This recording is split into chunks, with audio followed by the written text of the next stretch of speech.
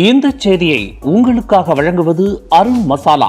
1983 ஆண்டிலிருந்து தரத்துடன் தன்மை மாறாத அறுசுவை சமையலுக்கான அருண் மசாலா.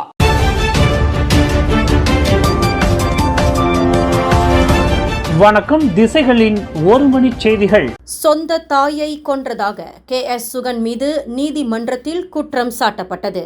பேரா இப்போவில் 2 வாரங்களுக்கு முன்பு சொந்த தாயை கொலை செய்ததாக 36 வயது KS சுகன் மீது மேஜிஸ்ட்ரேட் நீதிமன்றத்தில் இன்று குற்றம் சாட்டப்பட்டது.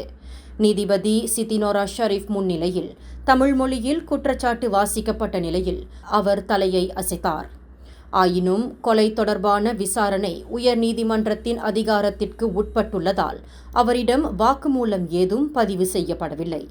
இம்மாதம் 12ஆம் தேதி பின்னிரவு மணி 1 தொடங்கி காலை மணி 9:30 வரைக்குமான இடைப்பட்ட காலத்தில் தமான் ரஸ்து ஜயாவிலுள்ள வீட்டில் 60 வயதுடைய இந்திரா எனும் அவரது தாயை கொலை செய்ததாக KS சுகன் மீது குற்றவியல் சட்டம் செக்ஷன்ஸ் 302 கீழ் குற்றம் சாட்டப்பட்டது.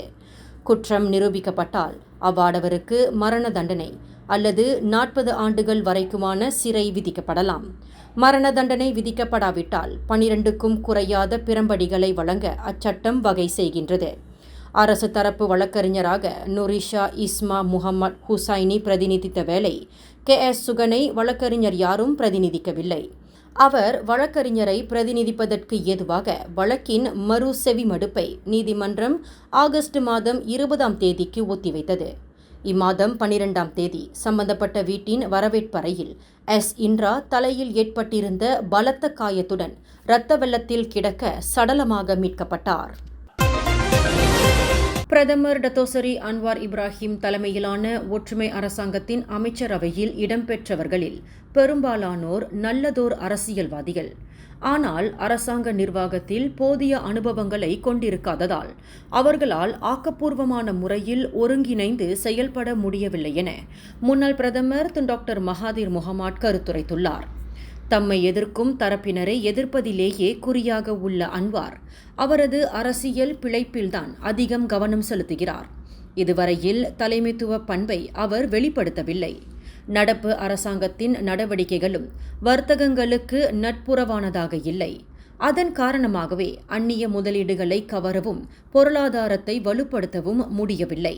தமது தலைமைத்துவத்தின் கீழ் பொது மற்றும் தனியார் துறைகள் இடையிலான ஒத்துழைப்பை ஊக்குவிக்க 1981ஆம் ஆண்டில் மலேசிய நிறுவன கொள்கை கொண்டுவரப்பட்டது. தற்போது அக்கொள்கை புறந்தள்ளப்பட்டுள்ளதோடு டீசல் உதவித்தொகை மறுசீரமைப்பு, வரி உயர்வு உள்ளிட்ட நடவடிக்கைகளை அரசாங்கம் அவசரகதியில் முன்னெடுக்கின்றது.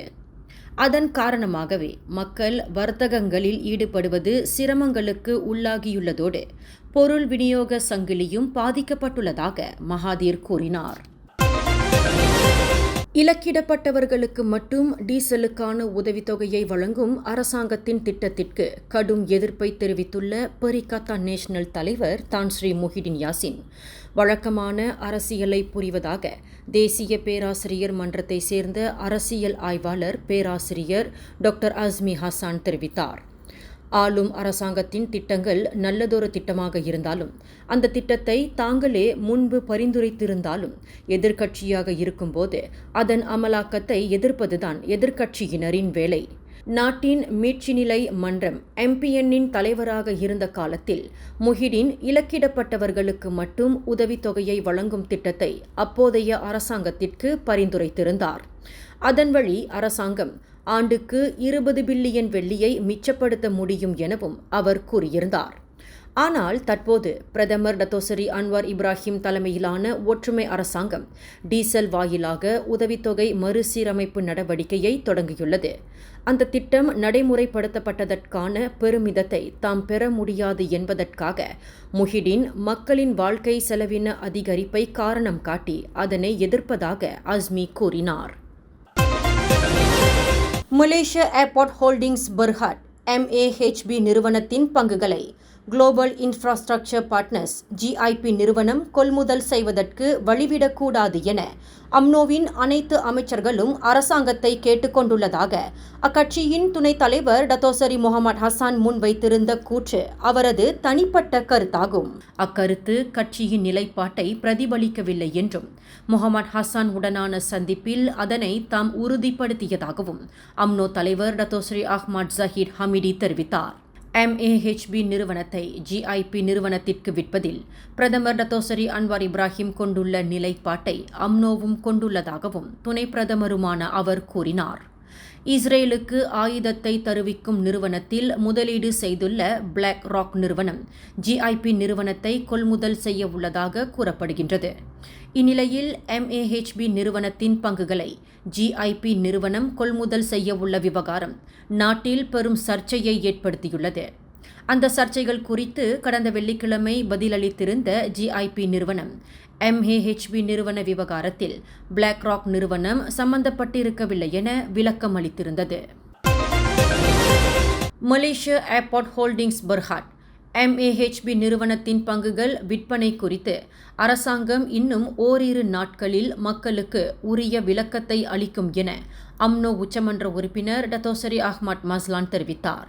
அவ்விவகாரம் குறித்து ஒற்றுமை அரசாங்கத்திலுள்ள அனைத்து நாடாளுமன்ற உறுப்பினர்களுக்கும் நேற்று முன்தினம் விரிவான விளக்கம் அளிக்கப்பட்டது. நடப்பில் ஏற்பட்டுள்ள சர்ச்சைகளுக்கு முற்றுப்புள்ளி வைக்க சம்பந்தப்பட்ட கூட்டத்தில் வழங்கப்பட்ட விளக்கங்கள் கடைநிலை மக்களை சென்றடைவதை தாம் உறுதிப்படுத்தப் போவதாகவும் பொதுப்பணி துணை அமைச்சருமான மஸ்லான் கூறினார். பஹாங்கில் சட்டவிரோதமாக தங்கியிருந்த 72 இந்தோனேசிய கள்ளக்குடியேறிகளை அம்மாநில குடிநுழைவுத்துறையினர் கடந்த சனிக்கிழமை அவர்களது தாயகத்திற்கு அனுப்பி வைத்தனர். 56 ஆடவர்கள், 14 பெண்கள், 2 பெண் சிறார்கள் என அவர்கள் அனைவரும் ஜொஹூர் ஸ்துலாங்லாவோட் படகுத்துறை வாயிலாக இந்தோனேசியாவுக்கு அனுப்பப்பட்டதாக பஹாங் குடிநுழைவுத்துறை அறிக்கை ஒன்றில் தெரிவித்தது. இதற்கு முன்பு பெரா கமாயான் தடுப்பு முகாமில் தங்க வைக்கப்பட்டிருந்த அவர்கள் அனைவரும் பல்வேறு குற்றங்களுக்காக குடிநுழைவு சட்டம் உள்ளிட்ட சட்டங்களின் கீழ் தண்டனைகளை அனுபவித்தவர்கள் என பஹாங் குடிநுழைவுத்துறை கூறியது. மலேசிய ஏர்போர்ட் ஹோல்டிங்ஸ் பெர்ஹாட் MAHB நிறுவனம் வெளிநாட்டை சேர்ந்த நிறுவனத்திற்கு விற்கப்படாது. அதன் உரிமையை மலேசியாவே கொண்டிருக்கும் என பிரதமர் டத்தோசரி அன்வார் இப்ராஹிம் திட்டவட்டமாக தெரிவித்தார். நடப்பில் MAHB நிறுவனத்தில் கசானா நேஷனலும் ஊழியர் சேமநிதி வாரியம் EPFும் 70 விழுக்காட்டு பெரும்பான்மை பங்குகளை கொண்டுள்ளன. இதற்கு முன்பு அந்நிறுவனத்தில் இருந்த 40 விழுக்காட்டு பங்குகளை காட்டிலும் அது அதிகமாகும். MAHB நிறுவனத்தின் முக்கிய நிர்வாக பதவிகளான தலைவர் மற்றும் தலைமை செயல்முறை அதிகாரி உள்ளிட்ட பொறுப்புகளை மலேசியர்களே வகிப்பதாகவும் பிரதமர் கூறினார். இன்றைய மக்களவை கூட்டத்தில் அமைச்சர்களின் கேள்வி பதில் அங்கத்தின் போது தேசிய முன்னணியை சேர்ந்த பயபசார் நாடாளுமன்ற உறுப்பினர் டத்தோ முகமது ஷஹார் அப்துல்லா எழுப்பிய கேள்விக்கு பிரதமர் அந்த விளக்கத்தை வழங்கினார். கிளாந்தான் தும்பாட்டில் மாற்றியமைக்கப்பட்ட வாகனங்களில் பெட்ரோலை கடத்திய இருவரை அம்மாநில உள்நாட்டு வாணிபம் மற்றும் வாழ்க்கை செலவினம் மீதான அமைச்சு கைது செய்தது. நேற்று காலை மணி 9:30 அளவில் தும்பாட்டிலுள்ள ஓர் எண்ணெய் நிலையத்தில் மேற்கொள்ளப்பட்ட சோதனையில் 40 வயது தக்க ஆடவரும் 20 வயது தக்க இளைஞரும் தனித்தனியாக சிக்கினர். அவ்விருவரிடம் இருந்து பெட்ரோல் திருட்டு நடவடிக்கைக்காக மாற்றியமைக்கப்பட்டிருந்த 2 புரோட்டோன் சாகா ஈஸ்வரா வாகனங்களும் 125 லிட்டர் பெட்ரோலும் பறிமுதல் செய்யப்பட்டன. 1961ஆம் ஆண்டு விநியோக கட்டுப்பாட்டு சட்டத்தின் கீழ் அவ்விருவரிடம் விசாரணை மேற்கொள்ளப்படுவதாக கிளாந்தானுக்கான உள்நாட்டு வாணிபம் மற்றும் வாழ்க்கை செலவின மீதான அமைச்சின் இயக்குனர் அஸ்மான் இஸ்மாயில் தெரிவித்தார். இந்த செய்தியை உங்களுக்காக வழங்கியது அருண் மசாலா. 1983ஆம் ஆண்டிலிருந்து தரத்துடன் தன்மை மாறாத அறுசுவை சமையலுக்கு அருண் மசாலா. மேலும் செய்திகளை தெரிந்து கொள்ள கீழே இருக்கும் பெல் பட்டனை அழுத்துங்கள். உங்கள் மகிழ்ச்சியை வெளிப்படுத்த லைக் மற்றும் ஷேர் செய்யுங்கள். தொடர்ந்து திசைகளோடு இணைந்திருக்க சப்ஸ்கிரைப் செய்யுங்கள்.